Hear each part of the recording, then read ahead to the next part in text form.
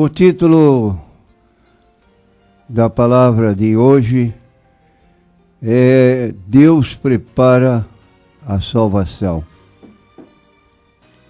Nós encontramos um texto na Bíblia que é considerado o texto áureo da Bíblia, que está em João 3,16.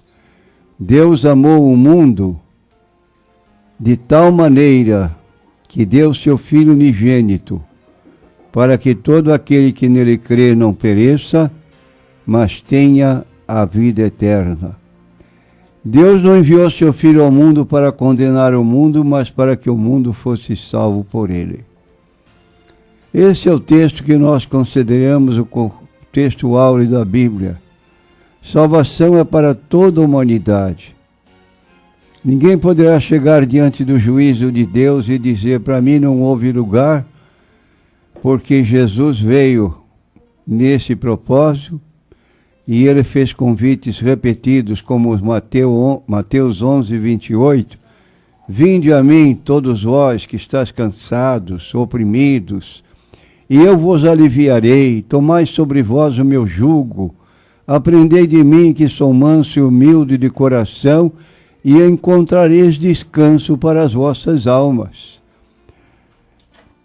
E outra ocasião, Jesus disse em João capítulo 5, 24, quem ouve a minha palavra e crê naquele que me enviou, primeiro, tem a vida eterna, segundo, não entrará em condenação, terceiro, passou da morte para a vida. Então, esses convites de Jesus estão permanentes. Pedi, dar-se-vos-á, buscai, achareis, batei e abrir-se-vos-á. E esse cuidado de Deus, desde que o homem caiu em pecado, ele permanece ainda hoje. Nós encontramos em 2 capítulos de Gênesis, capítulo 4 e capítulo 5, quando já houve o primeiro crime, fratricídio. E a Bíblia então mostra que o mal começou a entrar no mundo de uma forma tão grande que Deus achou que não dava para continuar mais com aqueles homens daqueles dias antediluvianos, e preparou a arca para quem quisesse escapar.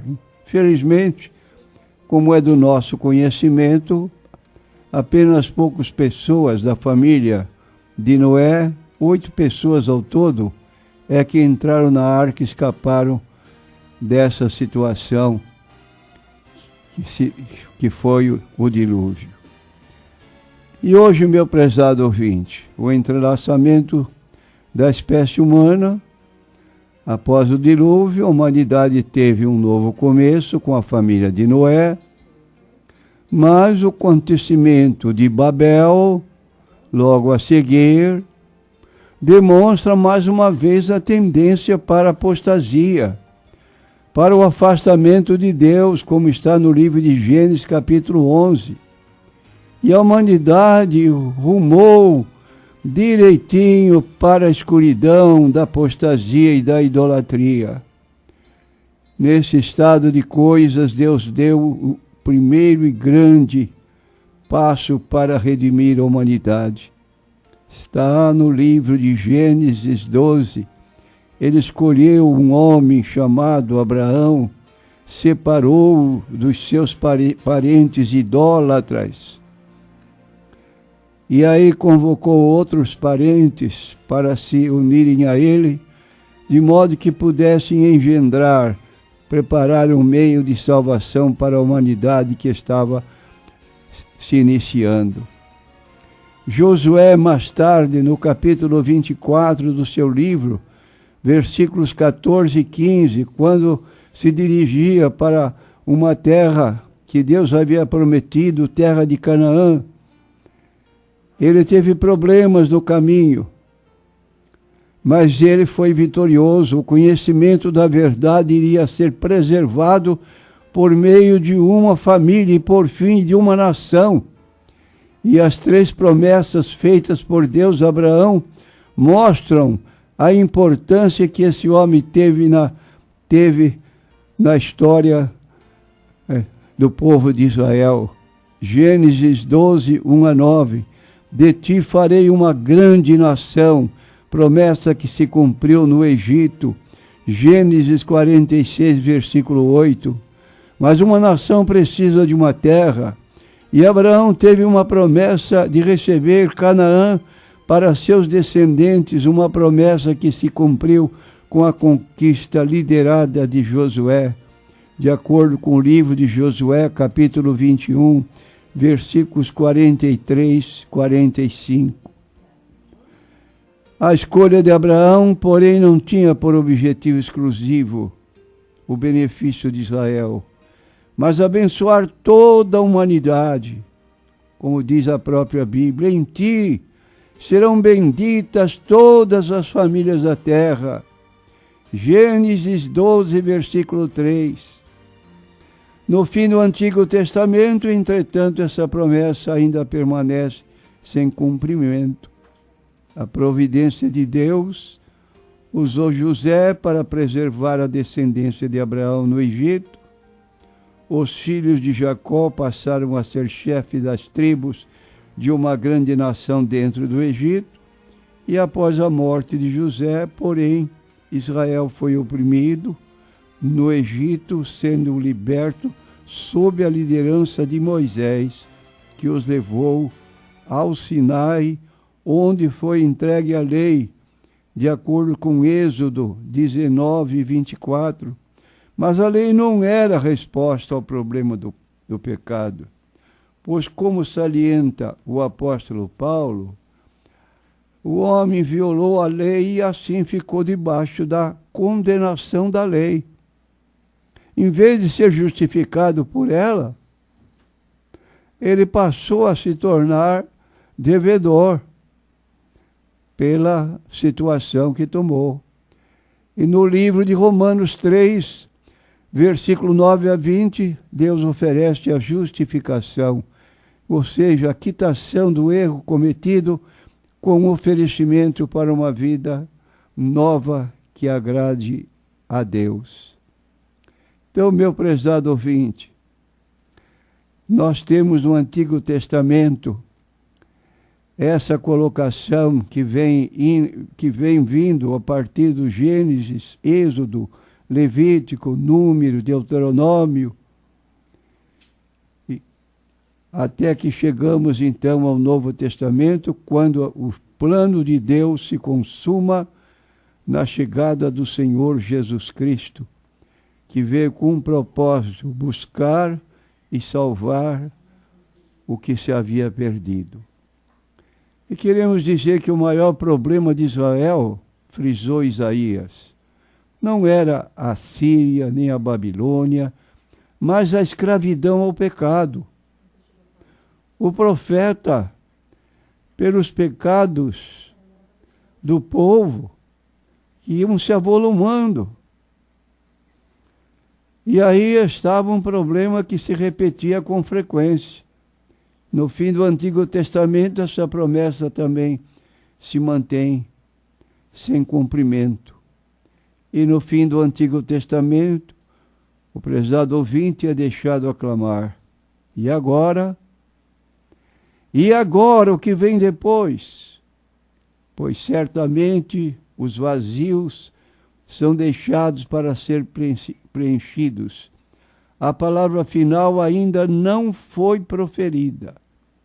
E as palavras primeiras do Novo Testamento, as quais identificam Jesus como filho de Davi, filho de Abraão, de acordo com Mateus capítulo 1, versículo 1, proclamam a era iminente que se daria o cumprimento. E, na verdade, é o que ocorre. Jesus é o descendente de Abraão, por meio de quem todas as nações iam ser abençoadas. Atos dos Apóstolos, capítulo 3, versículo 25-26.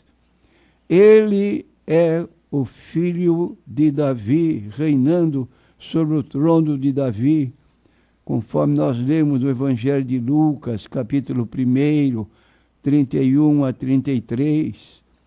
E é o prometido Cordeiro de Deus que tira o pecado do mundo. João 1, 29. Quando João chegou perto de Jesus, João apontou para Jesus e disse: eis o Cordeiro de Deus que tira o pecado do mundo. Meu prezado ouvinte, talvez o pecado tenha machucado muito a sua vida. Você vive debaixo de um jugo pesado, não tem condições de se libertar. Se lembre hoje do convite de Jesus: vinde a mim todos, cansados, oprimidos, e eu vos aliviarei. E está escrito na Bíblia, não se ofenda, mas está escrito na Bíblia: quem serve ao pecado é escravo do pecado. Quer sair do buraco e não encontra forças, não encontra ajuda, vive uma forma derrotada por longos anos, não sabe o que fazer.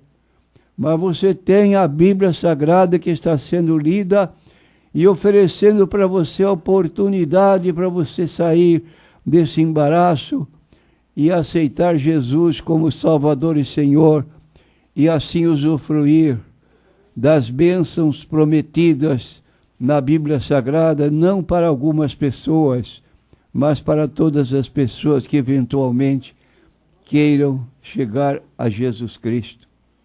Na primeira carta de Pedro, capítulo 2, versículos 21 a 25, nós lemos aqui: porque para isto sois chamados, pois também Cristo padeceu por nós, deixando-nos o exemplo para que sigais as suas pisadas, o qual não cometeu pecado, nem na sua boca se achou engano, o qual, quando injuriavam, não injuriava, quando padecia, não ameaçava, mas entregava-se àquele que julga justamente. E na conclusão do texto, então diz o texto: levando ele mesmo em seu corpo os nossos pecados sobre o madeiro, para que, mortos para os pecados, possamos viver justamente dentro da vontade de Deus para nós. Que você diz, meu prezado ouvinte? A porta está aberta. Jesus ainda está dizendo: vinde a mim, todos. E é preciso que nós chegamos a Ele para a libertação e para termos uma morada no céu. Na casa de meu Pai há muitas moradas, não são só 144 mil. Quem ensina isso está fora da Bíblia. Na casa de meu Pai há muitas moradas, se não fosse assim eu vou teria dito. E ele continua: vou preparar-vos lugar, depois eu volto e vos levo para mim mesmo, para que onde eu estejais vós também. João capítulo 14, versículo 1 a 6. São palavras de Jesus que estão de pé, convidando você e outros dos nossos ouvintes, todos nós, para chegarmos a essa posição que é o desejo de Deus para nós.